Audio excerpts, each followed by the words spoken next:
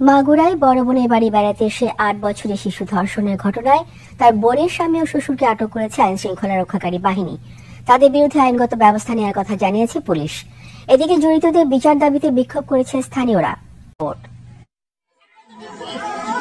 স্বজনরা জানায়, মাগুরার শ্রীপুর উপজেলার জারিয়া গ্রামের ৩য় শ্রেণীর ছাত্রী ওই শিশু ৫ থেকে ৬ দিন আগে বোনের বাড়ি সদর উপজেলার নিজ নান্দুয়ালি গ্রামে বেড়াতে আসে। বৃহস্পতিবার রাতে বোনের শ্বশুর হিটু শেখ কৌশলে তাকে ধর্ষণ করে। বৃহস্পতিবার সকালে বাড়ির পাশে অচেতন অবস্থায় পড়ে থাকতে দেখে পরিবারের সদস্যরা তাকে হাসপাতালে নিয়ে যান। চিকিৎসকরা জানান, প্রথমে শ্বাসকষ্টের রোগী হিসেবে আনা হলেও পরে ধর্ষণ ও হত্যা চেষ্টার আলামত পাওয়া যায়। আমি যখন পেশেন্টকে রিসিভ করি, পেশেন্ট আনকনশাস এবং অ্যাক্টিভ কনভার্সন হচ্ছিল এবং ওর গলায় একটা ব্লুইশ মার্ক আছে, শরীরের বিভিন্ন জায়গায় স্ক্র্যাচ মার্ক আছে, আর মাসিকের যে রাস্তা মানে ভ্যাজাইনাল ওপেনিং, ওখানে থাইমের রাপচার এবং ছোট একটা টিয়ার আছে এবং ওখানে ব্লিডিংও আছে, সামান্য একটু ব্লিডিং আছে। ঘটনার সঙ্গে বড় বোনের শ্বশুর হিটু শেখ জড়িত বলে দাবি করে শিশুর পরিবার। ভোর রাতে বোনের স্বামী সজীব শেখকে আটক করা হয়।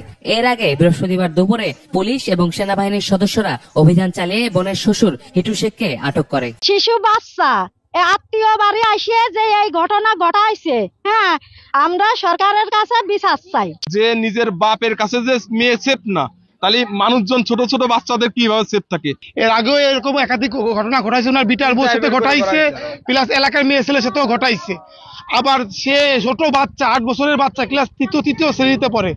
তো এই রমজান মাসে ঘটনা ঘটাইছে, এর আমরা সঠিক বিচার চাই। এদিকে ঘটনার প্রতিবাদে বিক্ষোভে উত্তাল পুরো জেলা শহর।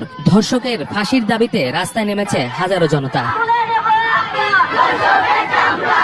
এদিকে এই ঘটনার পর বাংলাদেশ সেনাবাহিনী ও পুলিশ সুপার মিনা মাহমুদ ঘটনাস্থল পরিদর্শন করেছেন। এখন পর্যন্ত এই ঘটনায় আমরা ওর বোনের শ্বশুরকে আটক করেছি। আমাদের তদন্ত চলছে, এ বিষয়ে আমরা আরো কাউকে হয়তো গ্রেফতার করব।